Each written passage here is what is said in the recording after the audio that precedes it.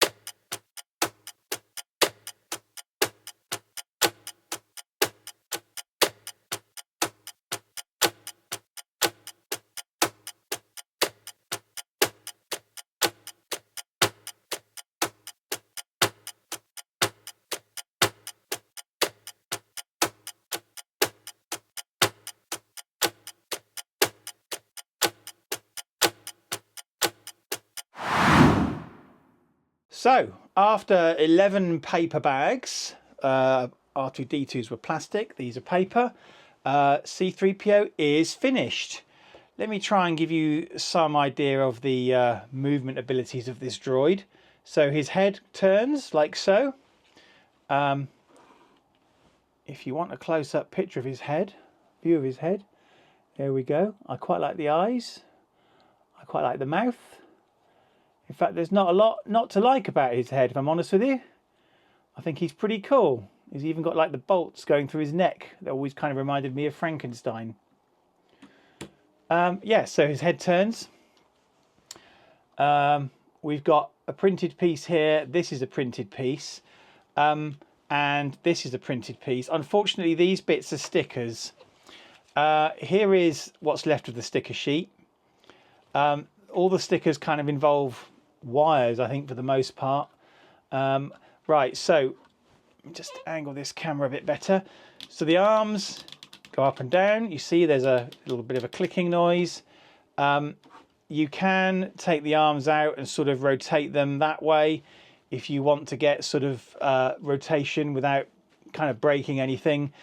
But you can actually kind of rotate the arms like that, and the hands move, as do the individual fingers.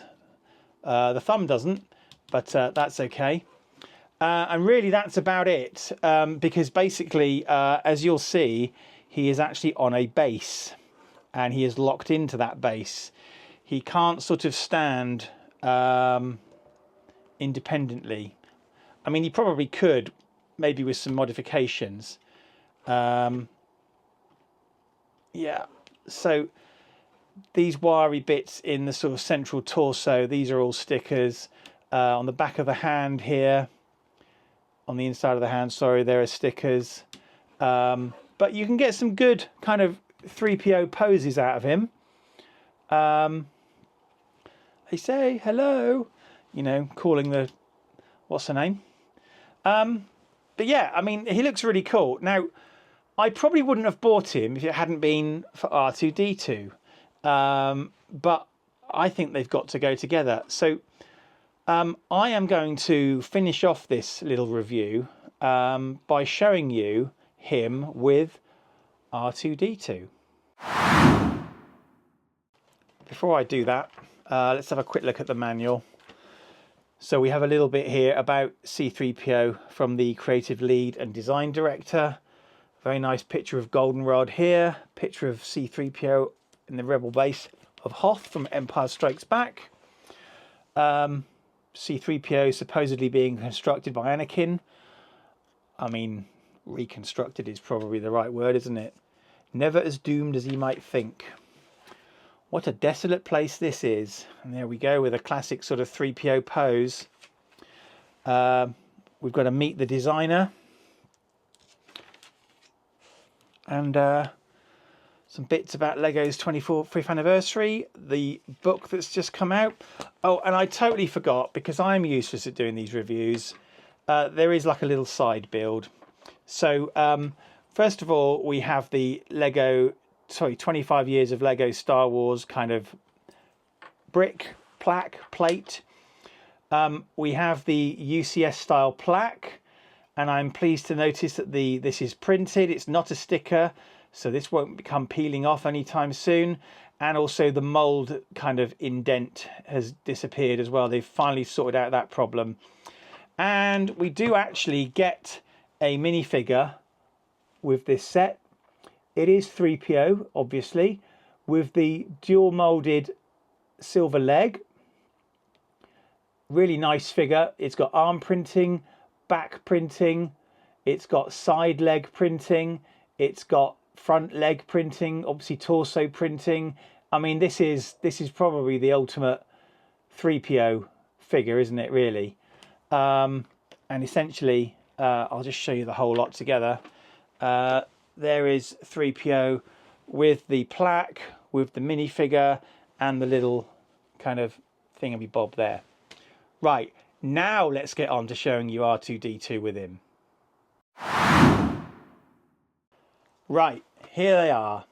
So, when I was a kid, I saw Star Wars age 6 in 1977. And you couldn't get much merchandise at the start.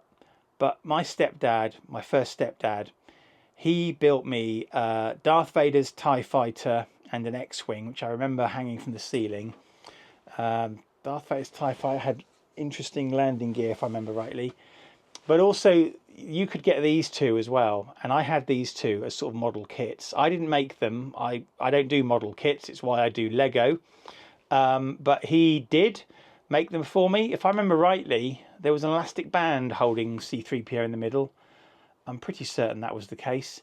But basically, this little setup here, it really reminds me of those early sort of kits.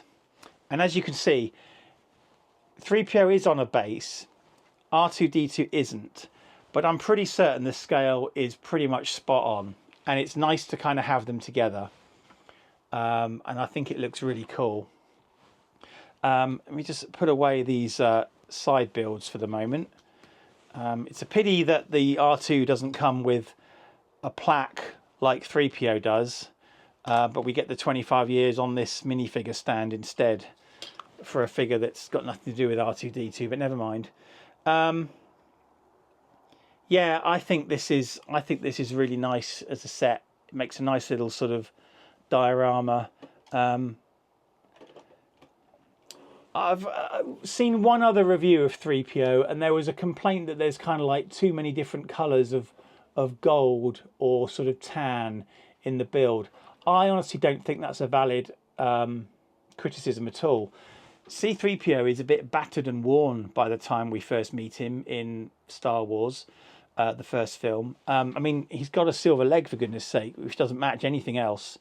I mean, even in the sequels that we don't talk about, he's got a red arm, you know? So he's not meant to be uniform in colour. That's kind of the point of him. And I think, again, you can kind of get away with it here. So, yeah, that's what the two look like together.